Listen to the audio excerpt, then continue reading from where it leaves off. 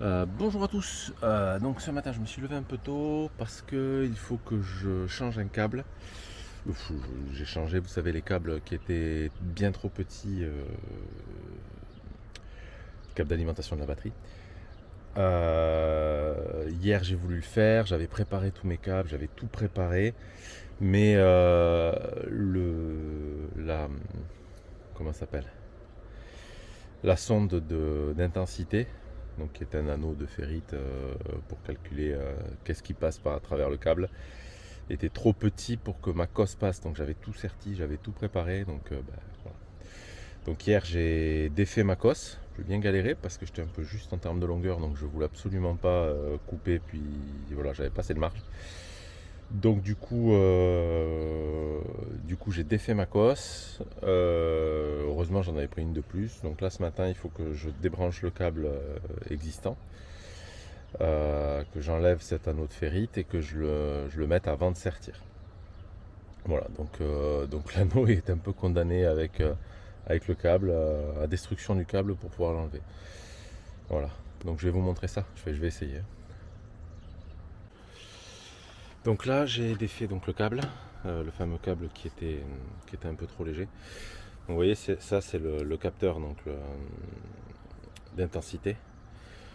Il faut le mettre dans le bon sens. Il a un sens puisqu'il est capable de dire si ça charge ou si ça décharge. Donc les petits traits qui sont ici, ceux-là sont côté qui sont ici là, sont côté batterie. Voilà. Donc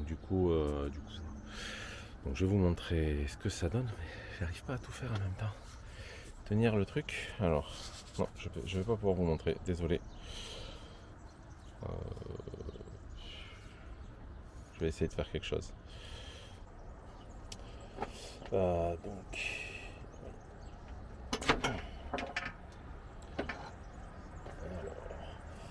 vous voyez, hop, là ça rentre facilement.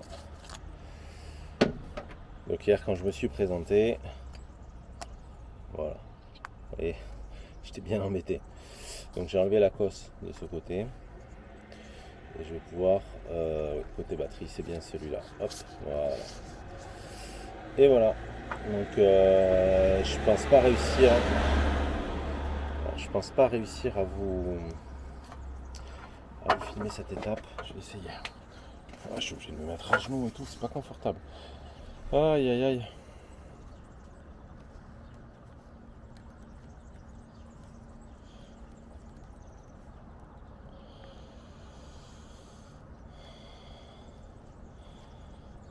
C'est toujours le côté un petit peu galère. Mais bon, il faut ça.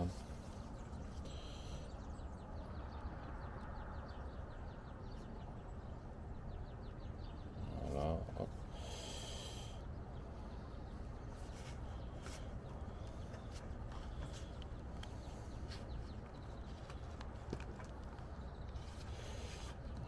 Alors ça, ce sera comme ça, comme ça, comme ça, hop. Ok. Donc là, il faudra que je mette pas mal de gaines thermo, c'est pas grave. Ok.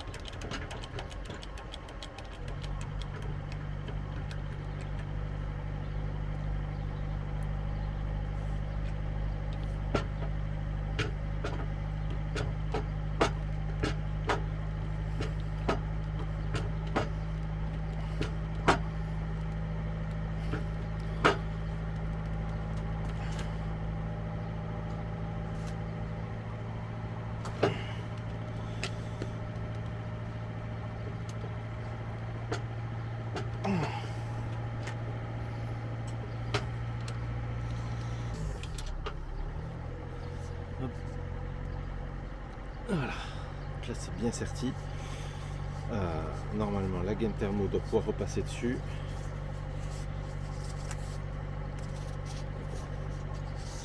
Hop. Voilà. De toute façon, je vais rajouter un petit bout en plus. Et voilà, le câble est fini. Donc maintenant, il n'y a plus qu'à le remettre.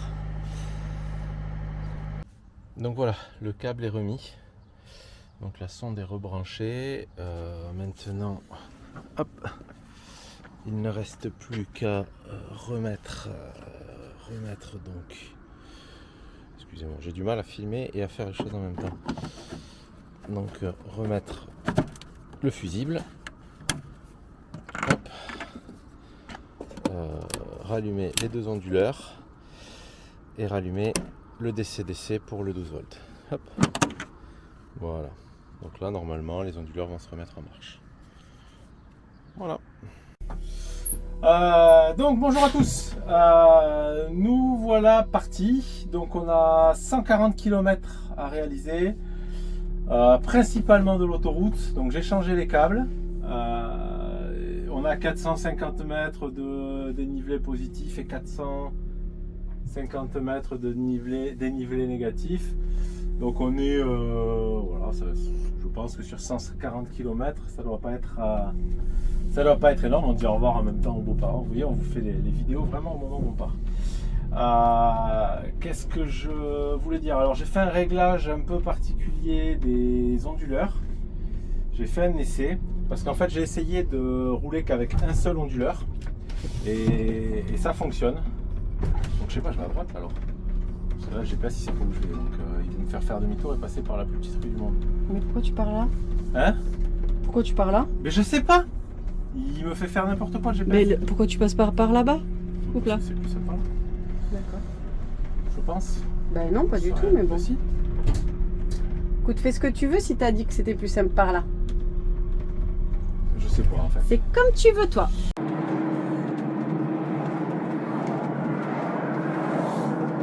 Ouais, donc j'ai fait l'essai des onduleurs pour savoir si je pouvais fonctionner qu'avec un seul onduleur. Cet essai, c'est dans le but si on doit embarquer sur un bateau et se brancher au triphasé, je veux être sûr de ne pas avoir besoin de faire de réglages sur les onduleurs, l'avoir fait pendant l'attente, avoir mon câble prêt et rentrer. Pour ça, il faut être sûr qu'un seul onduleur soit suffisant pour la direction assistée et le compresseur d'air. Donc c'est le cas. Donc ça c'est bon. Et du coup, m'est venue une idée, celle d'avoir un onduleur réglé sur la plage haute de tension des batteries et un onduleur réglé sur la plage basse des batteries. Avoir les panneaux, donc celui qui a les panneaux centraux serait celui avec la plus haute tension, de façon à ce qu'il charge quand même, même quand il sera coupé, normalement il va continuer à charger, puisqu'il va essayer de remonter à la tension dont il a besoin. Donc voilà, donc là j'ai essayé, donc normalement je suppose qu'il n'y a qu'un seul onduleur qui est en fonctionnement là, puisque l'autre est réglé pour 330. Donc il y en a un qui coupera à 350 et l'autre à 330. J'aurais pu aller un peu plus bas, mais je voulais avoir une plage commune pour pouvoir vérifier si le deuxième onduleur s'est bien remis en marche.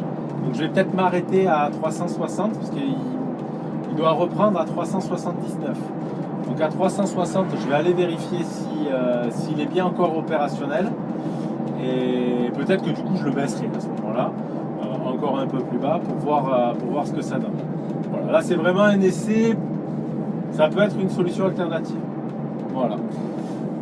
Ensuite, pourquoi je veux qu'un seul onduleur branché donc pour recharger sur le triphasé? Parce qu'en fait, on n'est pas sur un modèle adapté. Il n'a pas la fonction de complément de charge, comme le font les Victro Multiplus par exemple, où on va dire on accepte de prendre 16 ampères sur le réseau, et si on a besoin de consommer plus, on le prend dans la batterie. Eux, ils ne savent pas faire ça. Donc si je leur ai dit 15 000 watts sur la prise ou 22 000 watts sur la prise et qu'on vient à tirer de l'eau chaude ou à utiliser quoi que ce soit dans le véhicule, automatiquement ils vont prendre peut-être 30 000 watts alors que derrière la prise n'est pas prévue pour. Donc ça c'est vraiment un problème. Donc ce que je fais pour éviter ce problème, c'est que j'ai un onduleur qui est branché sur l'alimentation de la partie habitation. Donc on a droit à 15 000 watts maximum. Et un onduleur qui est branché sur le réseau. Ce qui fait que lui, il charge 15 000 watts dans les batteries.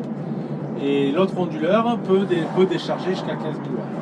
Ce qui fait que par exemple, on ne peut pas faire une douche plus le lave-vaisselle. Dans cette configuration-là, ça fait sauter l'onduleur.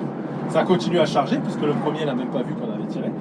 Mais par contre, celui qui alimente la maison, on est en overload, donc en surcharge, donc il s'arrête.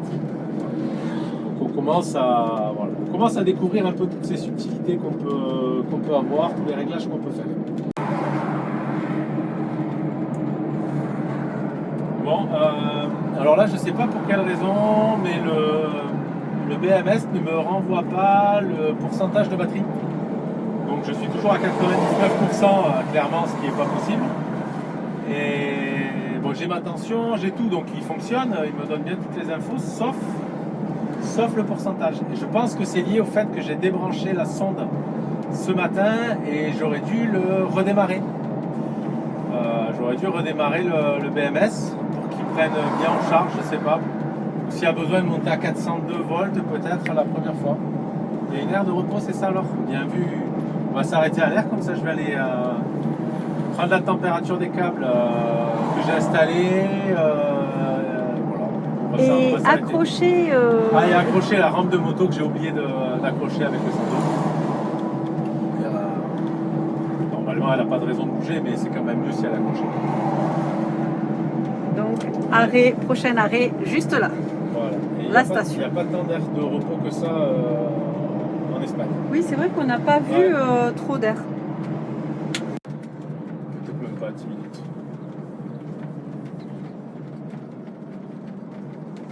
Donc c'est bon, nous voilà repartis. J'ai attaché la rampe des motos. J'ai vérifié aussi la température des câbles, histoire d'être sûr qu'ils ne chauffent pas trop. Le plus était un petit peu chaud, mais bon, rien de bien alarmant, mais il était quand même plus chaud que le moins, c'est assez surprenant. Mais bon, c'est pas très grave. C'est pas grave du tout même. Il faudra voir, regarder, revérifier. Là, on avait fait quand même 40 km, j'ai fait une côte où je l'ai laissé Tu roules vite, hein? à presque 500 ampères. Bon, ce qui est embêtant, c'est vraiment de ne pas avoir le pourcentage de batterie, ça c'est vraiment gênant. Bon, après, on connaît pas mal les tensions maintenant, donc on peut faire sans. On sait où on va, on sait qu'à 350 volts, on est à peu près à la moitié de la batterie. Donc on a nos repères. Donc là, on a fait 40 km. Il y a des belles montées quand même. Des belles montées, ça va. Enfin, belles, c'est des montées. Après, bien sûr, dans le voyage, c'est normal d'avoir des côtes. Hein. On ne cherche pas à les éviter. Hein. On cherche surtout à comprendre et à maîtriser notre véhicule dans ces conditions, voir ce qui est le mieux pour nous,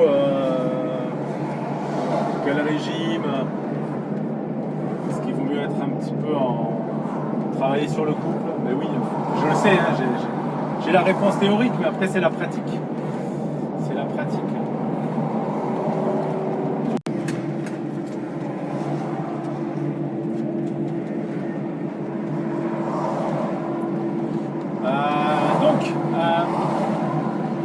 On va poser une question.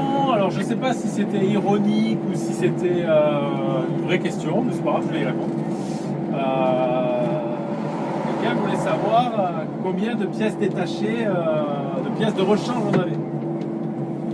Alors, c'est pas lié au moteur, mais le fait qu'on ait vendu notre maison pour partir vivre cette aventure, il a fallu qu'on vide mon garage. J'ai tendance quelque peu à bricoler depuis quelques années, et donc j'avais beaucoup de choses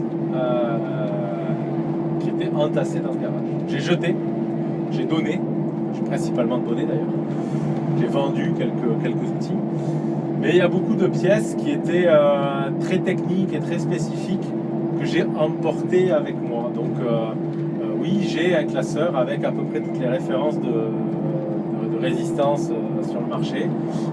Je dois avoir je ne sais pas combien de transistors, j'ai plein de pièces. Alors c'est pas forcément des pièces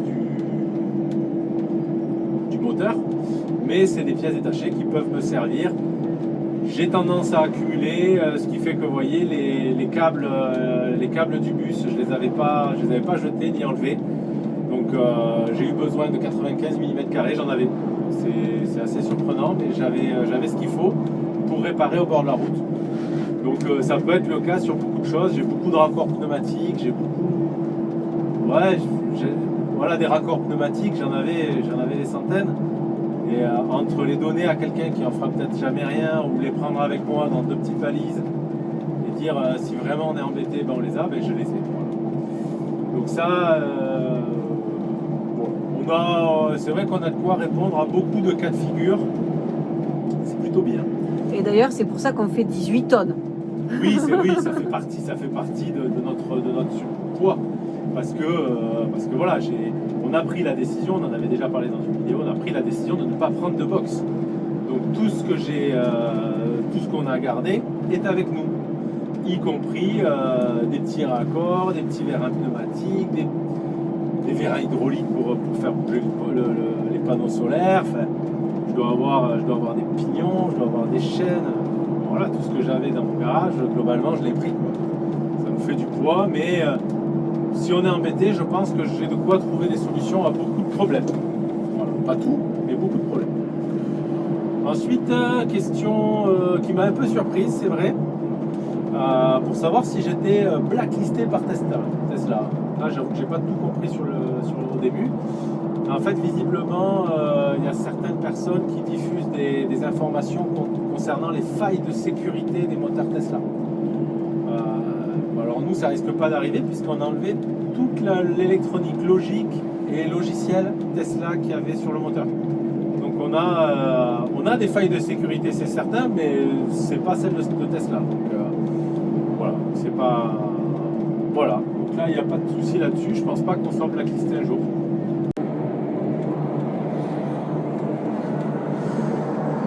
Donc, on est à mi-chemin. Alors, ce qui est un peu rageant, c'est que on est toujours à 99%. Voilà, je sais pas. On navigue à vue, on est à 372 volts. On s'est arrêté là pour vérifier la température des câbles, donc tout va bien. Ils sont chauds, mais en même temps, c'est normal qu'ils soient chauds. Mes câbles à moi ne sont pas plus chauds que les câbles d'origine Tesla. Donc on est, je pense, sur la bonne température. On est loin de brûler, quoi, hein. On est vraiment loin de brûler. Par contre, j'ai pas eu le cran. Donc quitte à s'être arrêté, j'ai baissé les onduleurs. J'ai baissé les onduleurs à 332 volts. Donc, ce qui fait que voilà. On n'aura pas fait le test. Mais ce test, il faudra que je le fasse, mais pas sur autoroute. Parce que sur autoroute, si je veux pouvoir aller toucher aux onduleurs qui sont à gauche du véhicule, c'est hyper dangereux en fait. Donc il n'y a pas d'intérêt à faire ça. Là, les 2 onduleurs étaient en marche, y compris celui à 320 et celui qui est à 350. Mais on est à 370 volts. C'est un peu normal. On fera les essais sur route nationale ou si je m'arrête à un rond-point, bon, c'est moins grave que là sur l'autoroute. Sur l'autoroute, ça peut... faut pas le faire.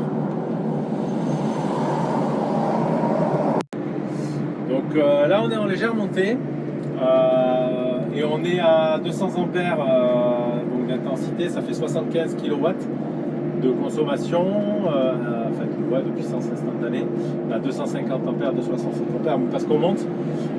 J'ai remarqué qu'on était aux alentours de entre 40 et 50 sur le plat, kilowatts. C'est vraiment bien. Voilà. Là, on est en montée, malgré tout, je suis à 49 degrés au niveau de l'inverter du moteur, donc je mets 600 Nm dans la boîte, on est redescendu à 200 ampères. 75 kW. Donc tout va plutôt bien, il nous reste 50 km à parcourir, la remontée on est à 363 volts. Voilà, j'ai tout qui va bien. J'avais fait une tentative de branchement du compteur de vitesse sur les entrées interruptes de l'Arduino et pas sur les entrées timer. J'ai eu 248 remontées. Et quand je prends la tension, j'ai la sensation qu'elle est en... La tension est toujours à plus 5 volts en sortie de signal. À l'arrêt bien sûr. Donc je pense qu'il doit falloir mettre un pull-down qui n'est pas intégré dans le Raspberry. Enfin l'Arduino n'a pas de pull-down. Donc je ne sais pas si je ne vais pas mettre tout simplement une résistance pull-down. Enfin je sais que je vais le faire. Je vais essayer de le faire à cet arrêt-là, mettre une petite résistance là de 10 kg ou de 5 kg pour avoir mon moins 100 mon ground en permanence sur la patte.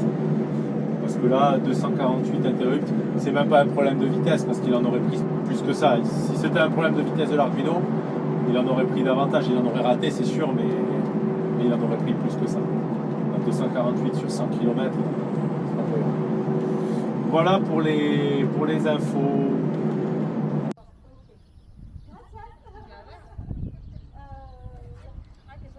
Alors.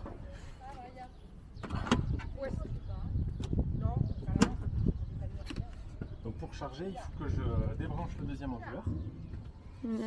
Donc toujours pareil, c'est pas très pratique, mais bon là c'est pas la faute des onduleurs, c'est vraiment parce qu'on fait une vidéo. Donc parallèle setting. Pas de parallèle setting, donc je l'enlève du côté parallèle. Ok. Donc là maintenant, je peux hop, débrancher le jus. Et normalement, ici,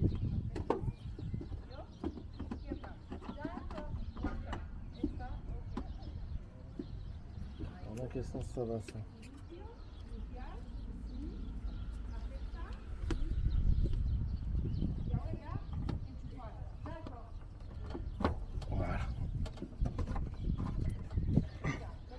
Donc, connect on, tout le reste est en off. Ok, je vais y changer la puissance. Tu peux remettre la batterie. Hop, je remets la batterie maintenant.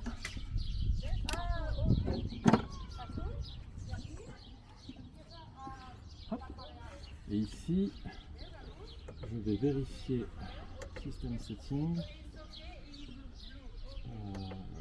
Hop. Là, je vérifie la puissance. J'ai vu qu'il y avait marqué 11 kW. Donc, il ne faut pas que je fasse plus. Timing mode. Tu fais 10 du coup? Ouais, du coup, je vais faire 10.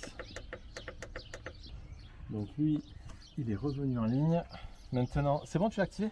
Ouais, tu me dis quand. Allez, ben normalement. C'est 2 heures et toutes les 2 heures, en fait, il faut aller le réinitialiser. Ah bon? Oui. Sinon tu prends un manche. Allez, hop. Il faut d'abord que ce soit bleu avant de brancher. Acceptar, non? Ah, c'est pour ça elle est venue le réactiver. Et oui. Ah. Attends, ça marche pas. Est-ce que on va pouvoir disponible? Peut-être qu'il va pas vouloir. On a Tareta Para. Comme... Ah. Vas-y, bah, mets le numéro de la carte. Laquelle? Bah, la tienne. La mienne. Mais Là. pourquoi tu me regardes? C'est toi qui as ma carte bleue? Ah non, c'est. Mais non. Non, dans le. Mais si, il y a l'annonce. Ma carte bleue, elle est où? Elle est dans mon sac, mais je vais pas la Ah, mais chercher.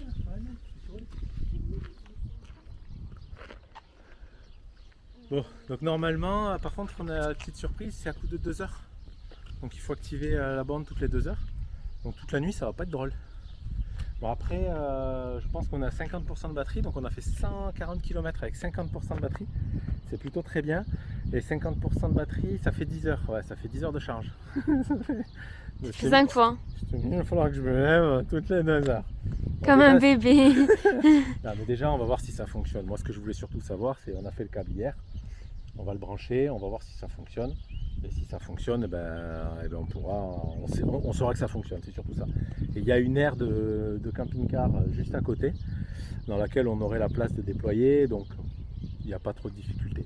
Là ici, c'est possible aussi que la police n'apprécie pas vraiment qu'on soit garé comme ça. Bon, il n'y a pas grand monde, on est vraiment en train de charger nos batteries. Normalement, ça devrait aller. Voilà. Bon, apparemment, il faut mettre une carte bleue pour pouvoir initialiser alors qu'elle est censée être gratuite. Alors, je sais pas, c'est peut-être pas si gratuit que ça, on verra. Je vous dirai ça.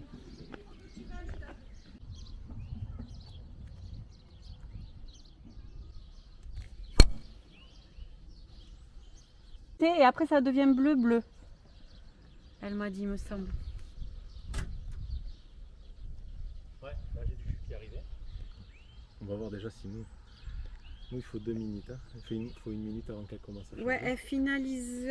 Il faut que j'appuie là? Non. Ah, putain, merde! Tu viens de la débrancher quoi.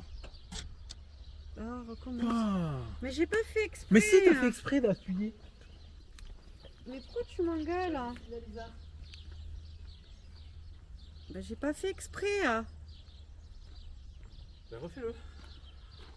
Ah, il faut l'enlever maintenant la truc. Non, acceptar. Eh ouais. Vas-y. Non, ils veulent plus accepter.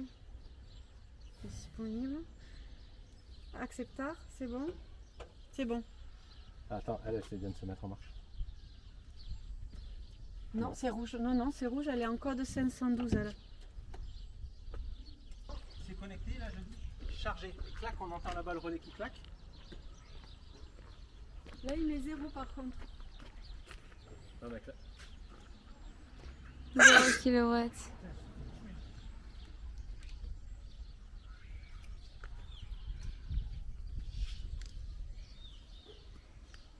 Ça clignote encore. Ouais. Donc là, j'espère juste qu'il n'a pas un time-out lui là-bas. Ah, mais j'ai encore 30 secondes à attendre, mais normalement ça va marcher. Là, il va se claquer. Il check. Oh putain, il sait pas.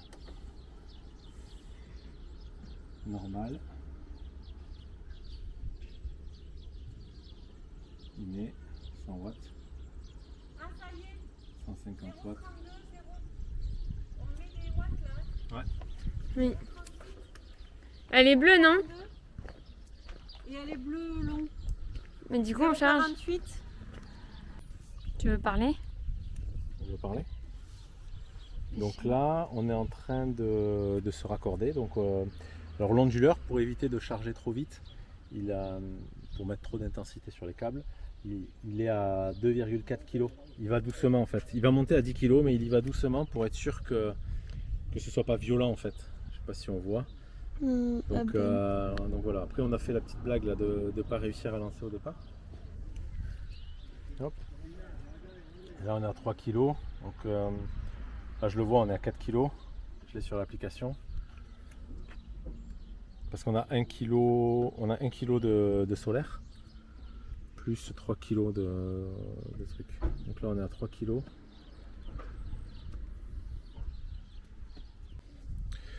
Donc, on est bien en train de charger avec la borne de recharge.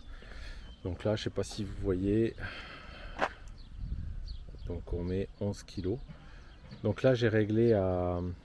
Ah non, on voit pas, c'est à l'envers. Bon, c'est pas grave, j'espère que ça le remettra à l'endroit. Donc là, globalement, on met 11,2 kg, sachant que j'ai réglé l'onduleur à... L'onduleur donc est réglé à 10 kW. Donc les 1 kg qu'il y a en plus, ben, c'est le solaire. C'est le solaire qui produit encore. Petit problème, c'est que visiblement, il faut venir réactiver la charge. C'est ce que nous disait la personne là d'à côté. Attendez, je vais essayer de retourner, comme ça vous verrez. Hop. Donc la dame qui chargeait là, elle nous disait qu'il fallait revenir réactiver toutes les 2 heures. Vous voyez, tempo maximo 2 heures. Donc en fait il faut... Voilà, moi je voulais charger toute la nuit. Hop. Donc ce que j'ai fait, c'est que j'ai laissé donc tout le temps la fonction donc connect. Vous savez, les résistances que j'ai mis hier. Donc j'ai laissé tout le temps la fonction connect allumée. Donc celui-là, il n'y a pas besoin d'interrupteur puisqu'il est resté sur connect. Et ensuite, j'ai juste appuyé avec un bouton pour passer en mode charge. Donc ça veut dire qu'avec un seul bouton, ça devrait fonctionner. Peut-être dans 2 heures, je vais essayer de directement activer charge Voir si en le branchant ça fonctionne ou pas. Voilà, on testera ça.